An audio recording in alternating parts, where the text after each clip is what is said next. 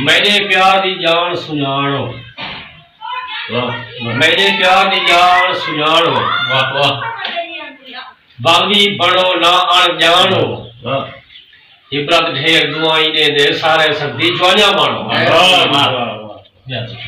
अस्सलाम वालेकुम संगत, क्या हाल है? ठीक हो? खैर है? तबीयत सियात ठीक है? संगत सर्जन जलेबियां करने बैठे हैं। कई अख्तर इब्रा साहब सारे इकट्ठे में, अयूब खान गांगला, जाओ सन गांगला, ये तमाम संगत दी कमाल मेहरबानी है। सारा यूट्यूब चैनल है अख्तर इब्रा दे नाम दे, इको जरा सपोर्ट करनी है तुसा।